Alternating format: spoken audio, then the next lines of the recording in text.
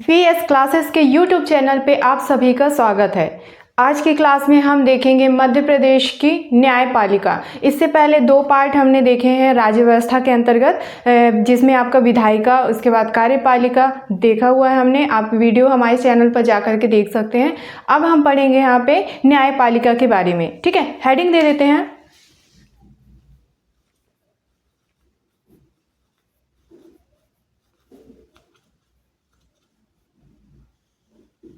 न्यायपालिका, ठीक है। इसके अंतर्गत मध्य प्रदेश में 3 प्रकार न्यायालय की व्यवस्था की गई है। आपका सबसे पहले उच्च न्यायालय, फिर जिला न्यायालय और ग्राम न्यायालय आता है। ठीक है, डिवीजन कैसे किया गया है? उच्च न्यायालय,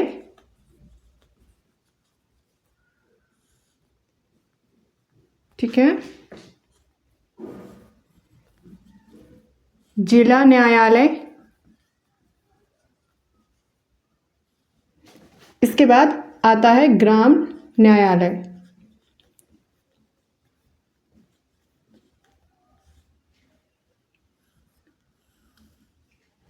क्लियर है? ठीक है।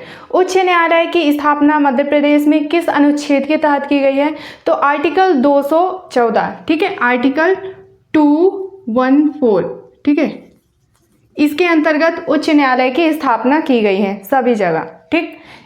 जिला न्यायालय की स्थापना आर्टिकल 233, ठीक है, 233, अनुच्छेद 233 के तहत जिला न्यायालयों की स्थापना की गई है। ग्राम न्यायालय की स्थापना अधिनियम 2008, अधिनियम 2008 के अंतर्गत ग्राम न्यायालय की स्थापना की गई है।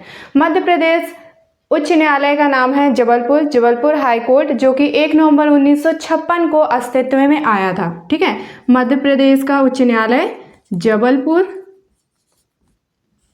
जो 1 नवंबर 1956 को अस्तित्व में आया था। ठीक है, और इसकी सहायता के लिए 2 खंडपीठ भी बनाए गए हैं, इंदौर और ग्वालियर, जो कि आपका 1968 में अस्तित्व में आया था। ठीक है, 2 खंडपीठ बनाए गए हैं, खंडपीठ, डिवीजन बेंच कहते हैं इसे। ठीक है, ये आपका खंडपीठ कहलाएगा, और जो जबलपुर हाई कोर्ट है वो आपका मुख्य पीठ कहलाएगा। ठीक है, इसी की ये शाखाएं हैं, इंदौर और ग्वालियर।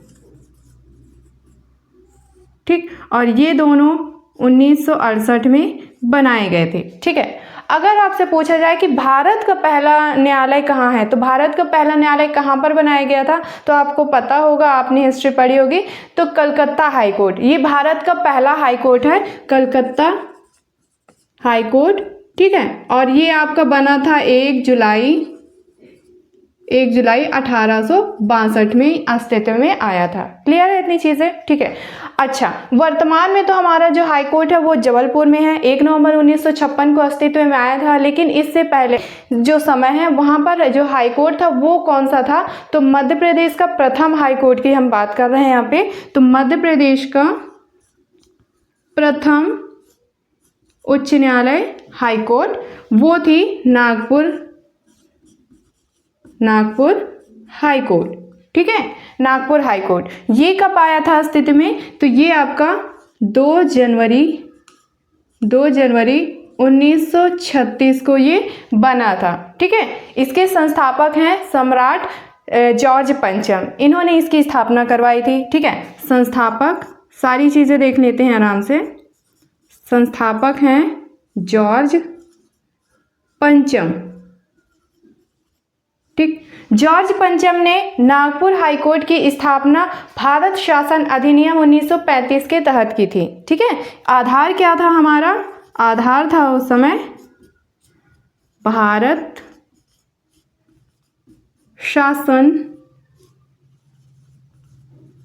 अधिनियम 1935 के तहत धारा 108, ठीक है, इसके अंतर्गत latus patent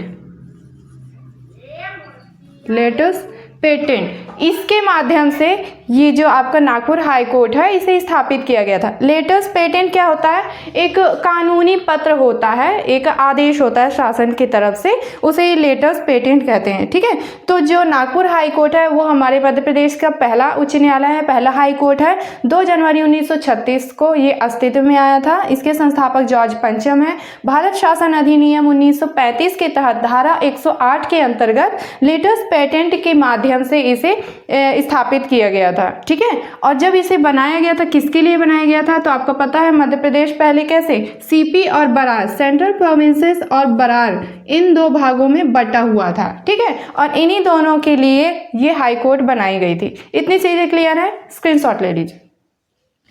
Nagpur high court के बाद जो आपका वर्तमान में जो हाई कोर्ट है वो है जबलपुर। ठीक, जबलपुर हाई कोर्ट देख चुके हैं। 1 नवंबर 1956 को ये अस्तित्व में आया था। ठीक है, जबलपुर हाई कोर्ट के जो भवन है उसका जो संस्थापक है या निर्माण करता है वो है हेनरी इरविन। ठीक है, जबलपुर हाई कोर्ट इसके वास्तुकार कहना चाहिए, वास्तुकार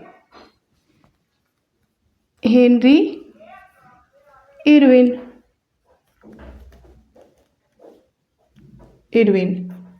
क्लियर है? ठीक है, तो मध्य प्रदेश के हाई कोर्ट यानी जबलपुर का पहला मुख्य न्यायाधीश कौन थे? तो वो है जस्टिस मोहम्मद हिदायतुल्लाह। ठीक है, प्रथम मुख्य न्यायाधीश।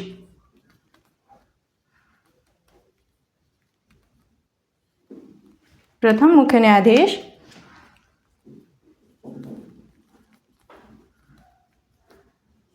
जस्टिस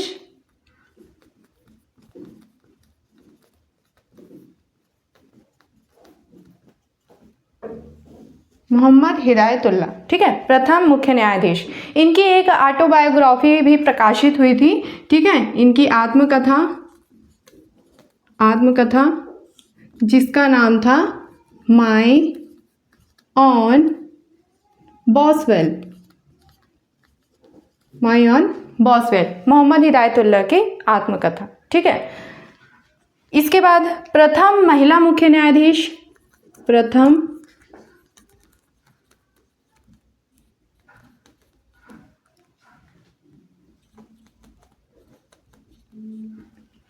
महिला मुख्य न्यायाधीश सरोजनी सक्सेना।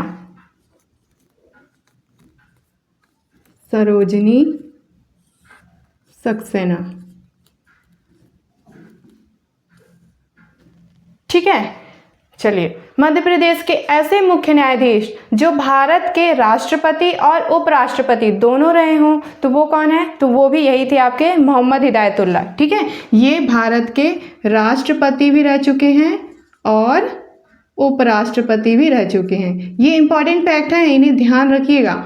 एग्जाम में पूछ दिए जाते हैं कि मध्य प्रदेश का ऐसा कौन सा मुख्य न्यायाधीश है जो भारत का राष्ट्रपति भी रहा हो या उपराष्ट्रपति या फिर दोनों रहे हों। ठीक है, तो जस्टिस मोहम्मद हिदायतुल्लाह ये राष्ट्रपति और उपराष्ट्रपति दोनों रहे हैं। ठीक है, तो ऐसे मुख्य न्यायाधीश जो राष्ट्रीय मानवाधिकार के अध्यक्ष रहे हैं। ठीक है, तो ऐसे मुख्य न्यायाधीश जो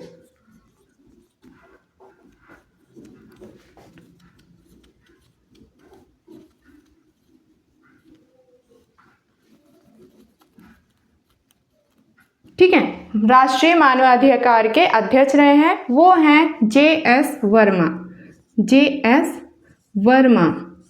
ठीक है, और वर्तमान में हमारे मुख्य न्यायाधीश कौन है? तो सुरेश कुमार कैत। अभी ध्यान रखिएगा, ये अभी बने हैं, जस्ट 25 सितंबर 2024 को इन्होंने शपथ ली है। ठीक है, अच्छा, शपथ पे भी आते हैं। ठीक है, इनको देख लें। सबसे पहले वर्तमान मुख्य न्यायाधीश ये हैं सुरेश कुमार कैत।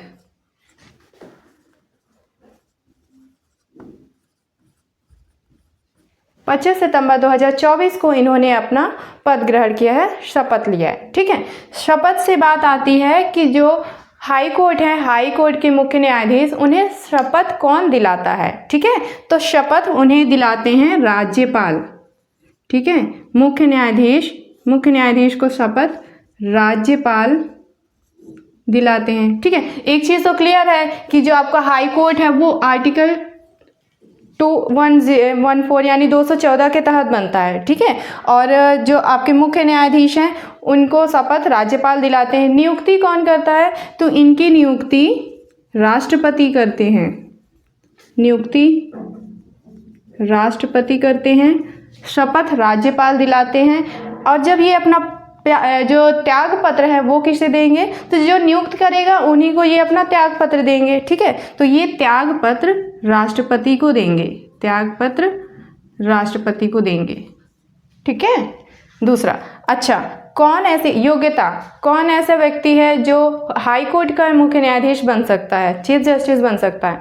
तो जिनका कार्यकाल यानी वकालत के तौर पर उन्होंने एडवोकेट के तौर पर कम से कम 10 वर्ष कार्य किया हो, ठीक है ना। योग्यता क्या हो जाएगी? योग्यता 10 वर्ष वकालत का काम उन्होंने किया है तो वो उच्च न्यायालय के मुख्य न्यायाधीश बनने की योग्यता रखते हैं। क्लियर है?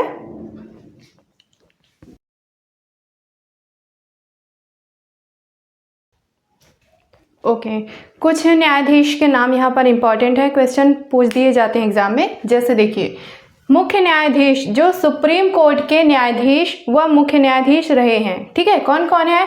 तो मोहम्मद हिदायतुल्ला, JS वर्मा, ठीक है, शरद अरविंद बोबडे, ये 3 ऐसे मुख्य न्यायाधीश रहे हैं उच्च न्यायालय के जो सुप्रीम कोर्ट के भी न्यायाधीश और मुख्य न्यायाधीश रहे हैं, ठीक है। ऐसे मुख्य न्यायाधीश जो राज्य के राज्यपाल रहे हों, ठीक है, ऐसे मुख्य न्यायाधीश जो राज्यपाल के तौर पर भी काम किए हों, PV Dikshit, GP Singh, ND Ojha. Clear है? ठीक है। मुख्य न्यायाधीश जो सुप्रीम कोर्ट के कार्यवाहक न्यायाधीश रहे, कार्यवाहक का मतलब जो पुराने अपना कार्यकाल खत्म कर चुके हों और नए जो आपके उच्च न्यायाधीश हैं वो बनने से पहले, ठीक है, तो कार्यवाहक न्यायाधीश रहे हों कहाँ पर? सुप्रीम कोर्ट में, ठीक। तो ऐसे न्यायाधीश कौन कौन से हैं? GC सोहानी, राजीव गुप्ता, सुशील हरिकोली, SK सेठ, संजय यादव। क्लियर है ये ना? ओके। न्यायपालिका के अंतर्गत एक और छोटा सा टर्म आपका रह जाता है, महाधिवक्ता, ठीक है। ये कौन होते हैं? देखिए, महाधिवक्ता, ठीक है, इसे सॉलिसिटर जनरल कहते हैं,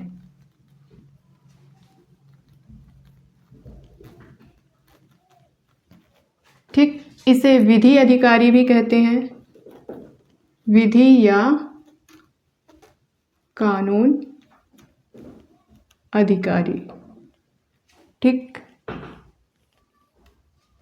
ठीक। महाधिवक्ता, ठीक, ये कौन होते हैं? तो ये शासन को, सरकार को जो है सलाह देने का काम करते हैं। ये सरकार के सलाहकार होते हैं, विधि अधिकारी होते हैं, उसके कानून अधिकारी होते हैं, ठीक है। तो देखिए, जैसे राज्यों में ये कहाँ पर होते हैं? राज्यों में महाधिवक्ता होते हैं। इसी तरह केंद्रों में महान्यायवादी होते हैं, अटॉर्नी जनरल, ठीक है ना। ये होते हैं आपके राज्य में, ठीक, और केंद्र में महान्यायवादी, ठीक, अटॉर्नी जनरल होते हैं। ये शासन के सलाहकार के रूप में कार्य करते हैं, विधि अधिकारी होते हैं, ठीक है। महाधिवक्ता, ये कहाँ से इसका आपका उल्लेख आता है, ये कहाँ से मिलता है? तो अनुच्छेद 165, ठीक। अनुच्छेद 165 कहता है कि राज्य का एक महाधिवक्ता होता है या होगा, ठीक है। अनुच्छेद 165 कहता है कि किसी भी राज्य का एक महाधिवक्ता होगा, ठीक है। और जो महाधिवक्ता है, ठीक है, महाधिवक्ता वो राज्य का पहला विधि अधिकारी होता है,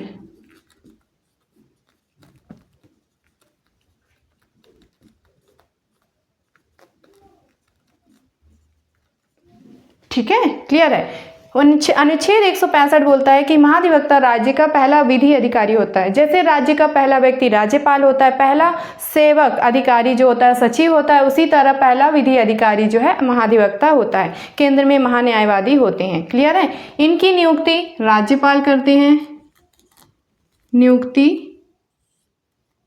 राज्यपाल करते हैं मंत्रिपरिषद के सलाह पे, ठीक है। अगर कार्यकाल की बात करें, कार्यकाल राज्यपाल के प्रसाद पर्यंत, जब तक राज्यपाल रहेंगे तब तक उनका कार्यकाल रहेगा। तो राज्यपाल के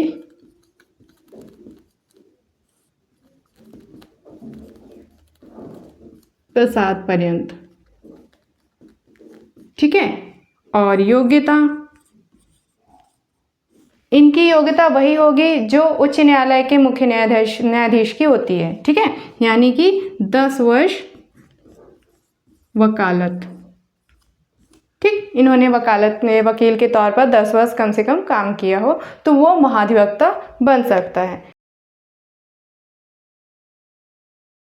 वीडियो अच्छी लगी हो तो वीडियो को लाइक करिएगा, ज़्यादा से ज़्यादा शेयर करिएगा और इसी तरह के इम्पॉर्टेंट वीडियो से जुड़ने के लिए, चीज़ें सीखने के लिए हमारे चैनल को सब्सक्राइब कर लीजिए।